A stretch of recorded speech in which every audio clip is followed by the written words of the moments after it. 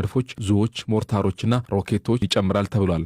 የህወሓት ከፍተኛ አመራር የሆኑት ጌታቸው ረዳ በተመሳሳይ የትግራይ ኃይሎች ከባድ መሳሪያዎችን ማስረከባቸውን አረጋግጠዋል። የክልሉ ቴሌቪዥን ጣቢያ በዘገባው የአፍሪካ ህብረት ተቆጣጣሪ ቡድን ወታደራዊ ቁሶችን ርክክብ ሲያከናውን ታዘበናል ማለታቸውን ገልጸዋል። ከዚህም በተጨማሪ የትግራይ ቴሌቪዥን ወታደራዊ ተሽከርካሪዎች፣ ከባድ መሳሪያ የተገጠመባቸው ተሽከርካሪዎች፣ መድፎች፣ ጸረ ታንክ መሳሪያዎችን ጨምሮ ርክክብ ሲደረግ አሳይቷል።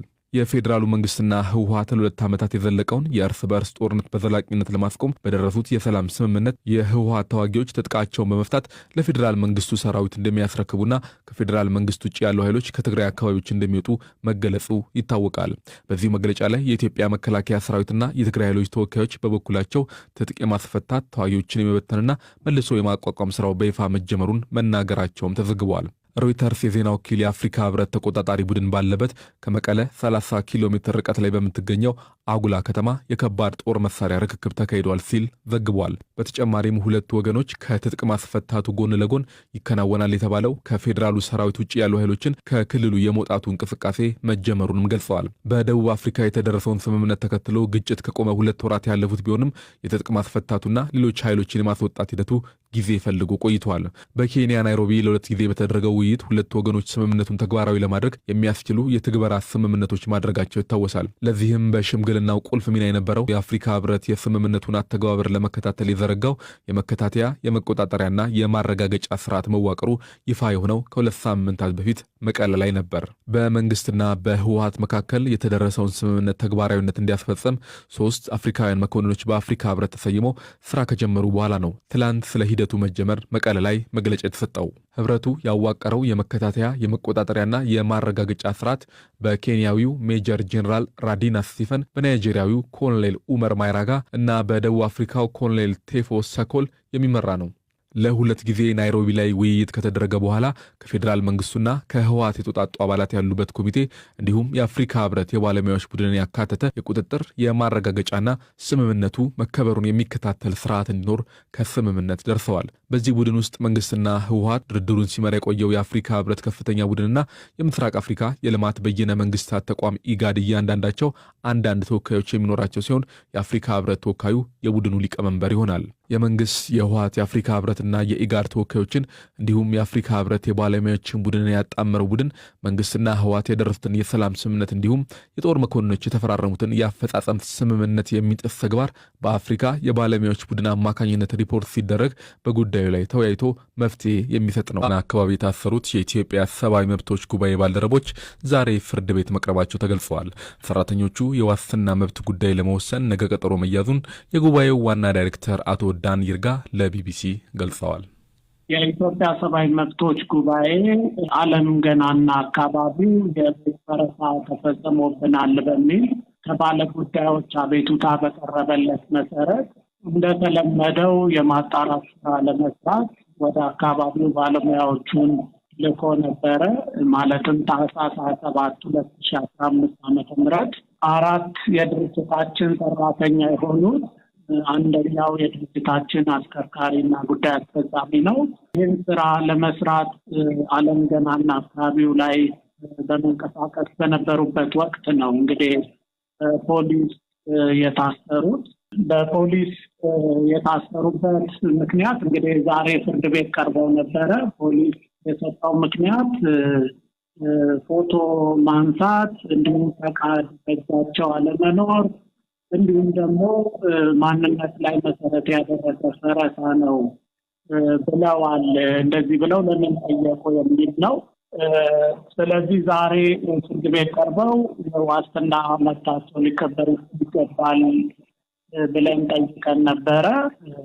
የዋስትናቸውን መብት በሚመለከት አቃቤ ሕግ የሚሰጠውን መልስ ሰምተን ነገ በዋስትና ጉዳዩ ላይ ነገ ውሳኔ እንሰጣለን ተብሎ ለነገ ጠዋት ተቀጥረናል።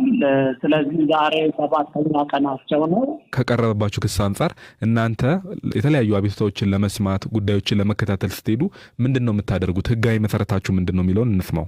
እንግዲህ የኢትዮጵያ ሰብአዊ መብቶች ጉባኤ ሰነዱ በህግ የተቋቋመ ሰብአዊ መብቶችን ስራ ለመስራት ሰርተፍኬት የተሰጠውና ይህንንም በህጋዊ መንገድ ስራዎችን ሲሰራ የቆየ ተቋም ነው። ከዚህ በፊት የምናደርጋቸው ተመሳሳይ ሰብአዊ መብት ጥሰቶች ላይ ልክ ታህሳስ 27 እንዳደረግነው ነው የምንሄደው።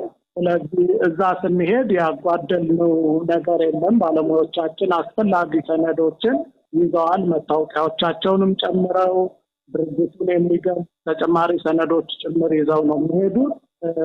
ያንን እየሰሩ በነበረበት ወቅት ላይ ነው ፖሊሶች ይዘዋቸው ያሰሯቸው።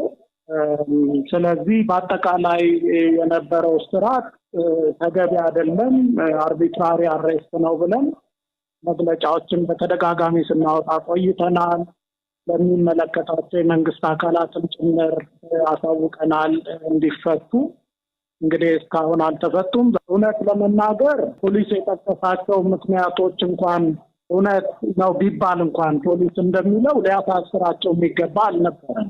ማክሲመም ማድረግ የሚችለው የነበረው ፖሊስ እነዚህ ነገሮች ከሌላቸው አትሰሩም ብሎ ስራውን መከልከል ነው። እሱም ተገቢ ነው እያልኩ አይደለም፣ ግን ከዛም አልፎ መታሰራቸው በተለይ ሰብአዊ መብት ተሟጋቾች ላይ እንዲህ አይነት ጫና መፍጠር በሰብአዊ መብት መሻሻል ላይ የነበረውን ተስፋ ለመናገር አሳሳቢ ነው የሚያደርገው። አቤቱታዎችን ሰምቶ ለማጣራት ስራዎቻችሁን ለማከናወን ምን አይነት ፈተናዎች ይገጥማችኋል? እንደዚህ አይነት ነገር አዲስ ነው ወይስ ከዚህ በፊት የነበረ ነው? በተለይ የኢትዮጵያ ሰብአዊ መብቶች ጉባኤ ላለፉት 31 ዓመታት በሀገራችን የህግ የበላይነት እንዲሰፍን፣ የሰብአዊ መብቶች እንዲከበር፣ የዲሞክራሲ ስርዓት እንዲገነባ በርካታ ፕሮግራሞችን ቀርጾ ሲሰራ የቆየ ተቋም ነውና በተለይ ግን በሰብአዊ መብት ጥሰቶች ላይ ምርመራ አድርጎ ክትትል አድርጎ በማስረጃ በማስደገፍ ሪፖርት ያወጣልና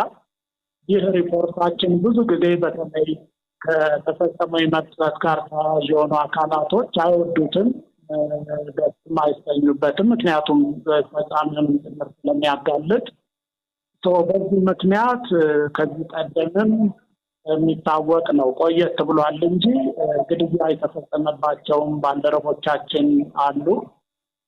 በህገወጥ ምክንያት የታሰሩም አገር ለቀው እንዲሰደዱ የተደረጉ፣ ድብደባ የተፈጸመባቸው፣ ዛቻና ማስፈራሪያ። እንግዲህ እንዲህ አይነት ጫናዎች በእርግጥ ለተመጉ አዲስ አይደሉም። ግን ምናልባት ይሄኛውን የበለጠ ኮንሰርን የሚያደርገን ተስፋ የሚሰጡ ነገሮችን እያየን በተለይ